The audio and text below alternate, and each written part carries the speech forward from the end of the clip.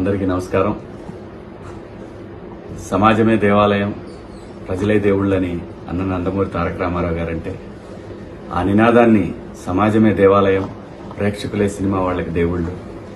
అలాంటి ఒక రైతు కుటుంబం నుంచి వచ్చిన నాకు ఒక పేరు ఇచ్చినటువంటి ప్రేక్షకులు ఎప్పుడు కూడా నాకు దేవుళ్ళతో సమానం. చాలా మంది రకరకాలుగా మాట్లాడుకుంటున్నారు. స్టార్ మా వాళ్ళు శివాజీని వెనకాల పెట్టారు, అక్కడ పెట్టారు, ఇక్కడ పెట్టారు, వేరే వాళ్ళని ముందుకు తీసుకొచ్చారు. ఇవన్నీ నేను ఒప్పుకోను. ఎందుకంటే వాళ్ళు ఒక పద్ధతి ప్రకారం ఒక ఫార్మెట్ లో వెళ్తారు. దాని ప్రకారం ఈరోజు ఓటింగ్ జరిగింది. దాంట్లో విజేతగా నా బిడ్డ పల్లవి ప్రశాంత్ గెలిచాడు. వాడు గెలవాలనుకున్నాను. ఎందుకంటే ప్రజలు ప్రతిసారి ప్రభుత్వాల చేతులు ఓడిపోతుంటాయి. కామన్ మ్యాన్ ఎప్పుడు ఓడిపోతుంటాడు. కానీ ఈ సీజన్లో కామన్ మ్యాన్ గెలవాలి అని గెలిపించాలని దృఢ సంకల్పంతో ఎప్పుడైతే ప్రశాంత్ వచ్చే వరకు నాకు అటువంటి ఆలోచనలు లేవు. నాకు అప్పుడు అనిపించింది ఇలాంటి ఒక పల్లెటూరు నుంచి వచ్చిన నాలాగనే వచ్చాడు ఈ షోకి. నేను ఎలాగైతే ఇండస్ట్రీకి వచ్చాను అలా వచ్చిన ఒక వ్యక్తి సక్సెస్ అయితే కోట్ల మందికి ఇన్స్పిరేషన్ గా ఉంటుంది అనుకున్నాను. అది భగవంతుడు నా మనసులోని కోరికను ప్రశాంత్ రూపంలో తీర్చాడు. ప్రశాంతే కాదు, యావర్ లాంటి ఎటువంటి బ్యాక్గ్రౌండ్ లేని మనుషులు ఇక్కడ నాతో పాటు కంటెస్టెంట్లుగా రావటం, వాళ్ళకి నాకు మా హృదయాలు కలవటం, ఇదంతా కూడా దైవేచ్ఛ.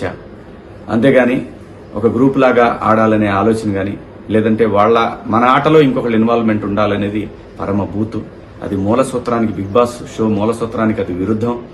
దాన్ని బలంగా నమ్మి అంతఃకరణ శుద్ధితో నేను పనిచేశాను ఈ బిగ్ బాస్ షోలో. నేనేంటో, నా క్యారెక్టర్ ఏంటనేది ప్రజలు చూడాలనుకున్నాను. అది చూశారు. కోట్ల మంది అభిమానులుగా వాళ్ళ గుండెల్లో నన్ను పెట్టుకున్నందుకు ప్రతి ఒక్కళ్ళకి కూడా పేరు పేరున హృదయపూర్వక నమస్కారాలు తెలియజేసుకుంటూ, నా జీవితంలో నేను నమ్మేది ఒకటే, మనం మనలాగా ఉంటే ప్రేక్షకులు ఎప్పుడు ఆదరిస్తారు. మనం నటిస్తే ఆ రోజు వాళ్ళ హృదయాల్లో నుంచి పక్క దోసేస్తారనేది నేను ఎప్పుడు నమ్మే సిద్ధాంతం. అలాగే నా కోసం అహర్నిశలు పనిచేసినటువంటి అభిమానులందరికీ కూడా మీకు చేతులెత్తి నమస్కరిస్తూ మీకు పాదాభివందనాలు తెలియజేసుకుంటున్నాను. బిగ్ బాస్ సీజన్ 7 జర్నీ నా లైఫ్లో ఒక మధురానుభూతి. ఈ పాఠశాలలోకి లైఫ్లో ఒక్కసారి అడ్మిషన్ దొరికింది ఏ మనిషికైనా. సో అలాంటి అవకాశం నాకు ఇచ్చిన స్టార్ మాకి, ఎండమోల్కి నేను సదా రుణపడి ఉంటాను. ఇక్కడ బిగ్ బాస్ ఆట అనగానే ప్రతి వాళ్ళు కూడా అక్కడికి వెళ్ళి గొడవలు చేయాలి, స్ట్రాటజీలు ప్లే చేయాలి, దాని తర్వాత అవసరమైతే కొట్టుకునే స్థాయి దాకా వెళ్ళాలి అనేటటువంటి ఒక దురభిప్రాయంలో ఉన్న వాళ్ళందరికీ కూడా కాదు. ఇది నిజంగా ఒక పాఠశాల. దీంట్లో డిసిప్లిన్ చాలా అవసరం. ఇది మనకి లైఫ్ పాఠాలు నేర్పుతుంది అనేది చెప్పాలనుకున్నాను. ఈ షో ద్వారా అందరికీ చెప్పాను. ఆ అవకాశం నాకు స్టార్ మా ఇచ్చింది. ఈ షోలో ముఖ్యంగా నాకు మొదటి సినిమా అవకాశం ఇచ్చినటువంటి నాగార్జున బాబు గారు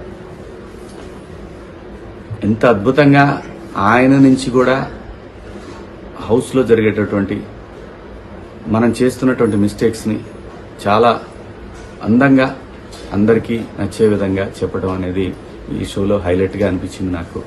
ఎందుకంటే ఆయన ఇండస్ట్రీలో ఎంతోమంది దర్శకుల్ని, ఎంతోమంది ఆర్టిస్టులను పరిచయం చేశారు. అటువంటి ఒక సూపర్ స్టార్ ఈ షోకి హోస్ట్గా ఉండటం అనేది నిజంగా కంటెస్టెంట్లకి అదృష్టం. ఈ సీజన్లో సీజన్ 7లో కూడా బాబు గారే ఉండటం అనేది డెఫినెట్గా ఒక సాటి ఆర్టిస్ట్గా చాలా గర్వంగా అనిపించింది నాకు. ఆయన ప్రతి వారం ఒక మాస్టర్ లాగా అందరికీ చెప్పడం, అందులో ముఖ్యంగా నాకు అవకాశం ఇచ్చినటువంటి దేవుడు నాగార్జున బాబు గారు, ఆయన చెప్పడం అనేది నాకు చాలా బాగా అనిపించేది. మాట్లాడదాం అనగానే నేను ఎక్కడా కూడా భయపడే మనిషిని కాదు. అలాంటిది బాబు గారి దగ్గరికి వచ్చేసరికి 1కి 100 సార్లు ఆలోచించి మాట్లాడేవాడిని. ఏదైనా తక్కువ మాట్లాడాలి, ఎక్కువ మాట్లాడకూడదు అనేది చాలా బలంగా ఎప్పుడు నేను ధైర్యంగా మాట్లాడతా. బాబు గారితో కూడా ధైర్యంగానే మాట్లాడాను, కానీ చాలా తగ్గి మాట్లాడేవాడిని. ఎందుకంటే నేను ఆ గౌరవం ఇవ్వకపోతే నేను మనిషిలాగా కాదు. సో అటువంటి పరిస్థితుల్లో ఆ షోలో నాగార్జున బాబు గారు నాకు ఎన్నో విలువైనటువంటి సూచనలు చేశారు.